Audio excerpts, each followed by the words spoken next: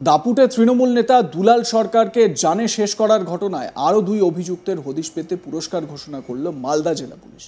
ইংরেজবাজারের railway barrack কলোনির বাসিন্দা কৃষ্ণ রজক ওরফে রোহন ও মহানন্দা পল্লীর বাসিন্দা বাবলু যাদবের সন্ধান পেতে 2 লক্ষ টাকা করে পুরস্কার ঘোষণা করা হয়েছে পুলিশের তরফে। দুলাল সরকারকে শেষ করার নেপথ্যে এখনো অধরা এই দুই অভিযুক্ত। আমার স্বামী বাবলা সরকারকে জানে শেষ করার ঘটনায় জড়িত ভাবতেই অবাক লাগে। তার সঙ্গে আমার কোনো সম্পর্ক নেই। আমি যদি আগে টের পেতাম তাহলে ধরিয়ে দিতাম। তার আসল বাড়ি ঝাড়খণ্ডের সাহেবগঞ্জে। সে কিছুই করতো না, তবে সম্ভবত তৃণমূল করত। কৃষ্ণ রজক ওরফে রোহন মাঝে মাঝে আমাদের বাড়িতে আসতো। 1 তারিখের পর থেকে তাকে আর দেখা যায়নি।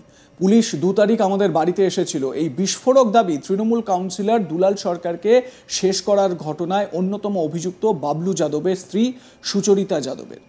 বাবলু যাদব ইংরেজবাজার পৌরসভার 22 নম্বর ওয়ার্ডের বাসিন্দা। দুলাল সরকারের বাড়ি থেকে ঢিল ছোঁড়া দূরত্বে মহানন্দা পল্লী এলাকায় তার বাড়ি। অন্যতম অভিযুক্ত এই বাবলু যাদবের স্ত্রী সুচরিতা যাদব কি বলছেন শোনাবো তার বক্তব্য।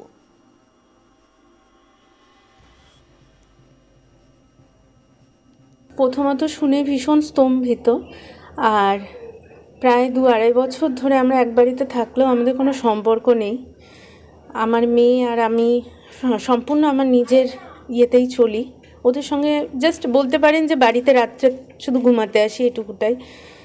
তো আমি ওর কিছুই সেরকম জানি না, ওই জন্য বলতে পারবো না কিছুই। ও কিছুই করতো না, 12 বছর ধরে কিচ্ছু করতো না, কোনোদিন কিছু করেনি। আপনার বিয়ের সময় কি বলেছিল, কি করতো? বিয়ের সময় তো প্রতিশ্রুতি দিয়েছিল, কিন্তু পরে সেটা ফুলফিল হয়নি। তাও আমি চেষ্টা করেছিলাম শুধরে নেওয়ার, হয়নি সেটা। না, লাভ ম্যারেজ। বলছি, বাবলা সরকারকে চিনতেন আপনি? একদম, খুব ভালো করে।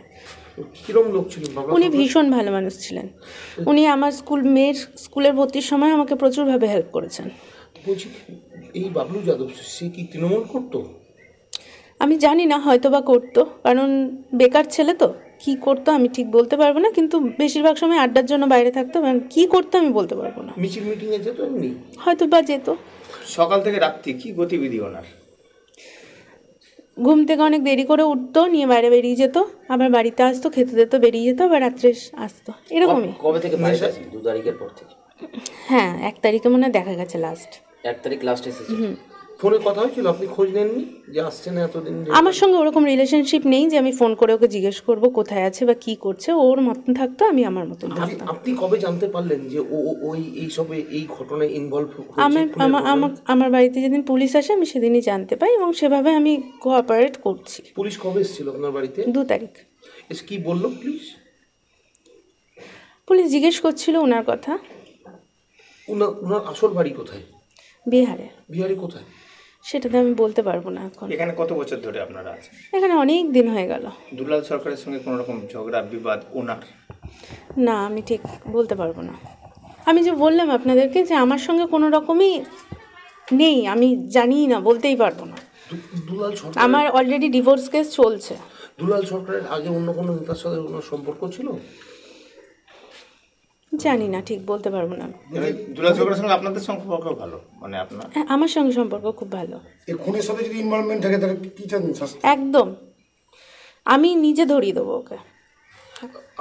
আমি এটা মানতেই পারবো না। আর আমি চাই যদি সত্যি দোষ করে থাকে একদম শাস্তি হোক। তার জন্য যদি আমাকে সহায়তা করতে হয়, আমি সহায়তা করতে অবশ্যই রাজি আছি। আপনার মনে হয় কোথাও পালিয়ে গেছে? কোথায় পালিয়ে গেছে আমি জিজ্ঞেস করছি, কিন্তু বলতে পারছি না। আমি পুলিশকে জানিয়েছি, পুলিশের সঙ্গে আমার কথা হচ্ছে, আমি ওনাদেরকে জানাচ্ছি। রোহন বলে ছেলেটা কি এখানে আসতো, আপনাদের বাড়িতে আসতো? দেখেছি 2-3 বার। অ্যাকচুয়ালি রোহন না, ওর নাম কৃষ্ণ নামে চিনি। 2-1 বার দেখেছি আমি। মাঝে মধ্যেই আসতো বাড়িতে? হ্যাঁ, দেখেছি আমি। আপনি কোনো আইডিয়া পেয়েছিলেন যে দুলাল সরকারকে খুন করা? না, কোনো যদি আইডিয়া আগে পেতাম আমি হয়তো আগে পুলিশের কাছে চলে যেতাম। বিহার থেকে কোনো লোকজন এসেছিল? না, সেটা দেখিনি আমি। অ্যাকচুয়ালি আমি বাড়িতে থাকি না তো, ওই জন্য আমি ঠিক বলতে পারবো না। ওদের গতিবিধির মধ্যে কোনো পাড়াতে জিজ্ঞেস করলে বলতে পারবেন। আমি অনেকগুলো কাজের সঙ্গে যুক্ত তো। সকাল প্রায় 10টায় বেরোই, রাতে আস্তে আস্তে প্রায় 10টা সাড়ে 10টা বেজে যায়। ওই যে বললাম শুধু রাত্রে থাকতে আসি বাড়িতে, এইটুকুটাই। আমি আমি বাড়িতে খাওয়া দাওয়া করি না, আমি বাইরে খাই। ওনার মধ্যে কোনো অস্বাভাবিকতা কাজকর্মের মধ্যে কিছু? আমি যে বললাম আমি তো দেখিই না ওকে, আমি কি করে বুঝবো? আর আমি যদি নিজে বুঝতাম আগে, আমি অবশ্যই প্রশাসনকে জানাতাম। স্বামীকে জানে শেষ করার ঘটনায় পুলিশি তদন্তে সন্তুষ্ট নন নিহত দুলাল সরকারের স্ত্রী। এই ঘটনায় আসল লোকেদের যাতে আড়াল না করা হয়, অতি দ্রুত এই ঘটনার সমাধান হোক, বড় মাথা তারা সামনে আসুক, এমনটাই জানান দুলাল সরকারের স্ত্রী চৈতালি ঘোষ সরকার। তিনি আরও বলেন, আমি আর দুদিন অপেক্ষা করব। আমার স্বামীর কাজ মিটে যাওয়ার পর আমি সশরীরে গিয়ে দিদিকে জানাবো সমস্তটা। সাধারণ মানুষ বা গ্রেপ্তার হওয়া ওই ছেলেরা এ ধরনের ঘটনা ঘটাতে পারে না বলেও বিস্ফোরক দাবি করেন নিহত তৃণমূল কাউন্সিলরের স্ত্রী চৈতালি ঘোষ সরকার। আপনাদের শোনাবো চৈতালি দেবীর বক্তব্য।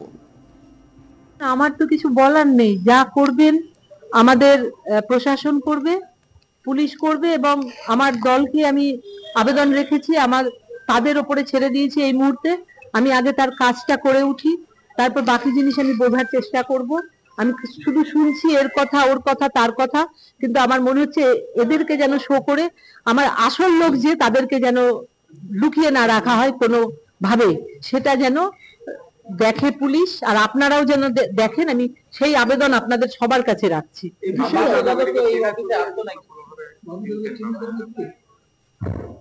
আমি এই মুহূর্তে কাকে মনে করতে পারছি না।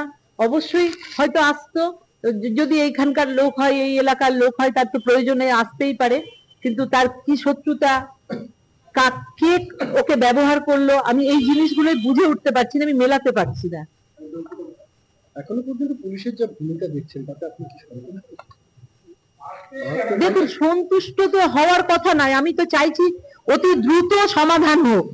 এটা কেন এত ধীরে চলছে আমি জানি না, তার পেছনে তাদের কোনো ভালো ইয়ে রয়েছে নাকি।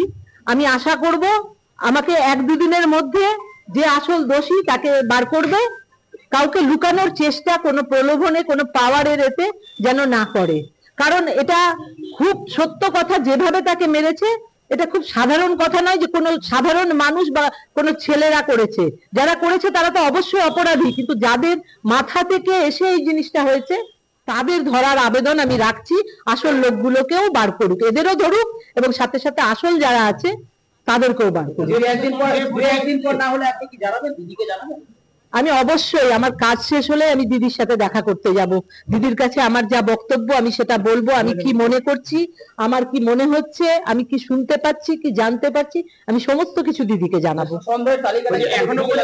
আমি এই মুহূর্তে কিচ্ছু বলতে পারছি না, আমি এখনো হিসেব মেলাতে পারছি না, আমি এখনো বুঝে উঠতে পারছি না যে আমার সেই মানুষটা নেই। আমি যখন বুঝে উঠবো আর আমার কাজ শেষ হবে, তারপরে অবশ্যই আমার নেত্রীর কাছে আমি তো। দেখতে থাকুন আজ তাক বাংলা, সাবস্ক্রাইব করতে ভুলবেন না আমাদের ইউটিউব চ্যানেলটি।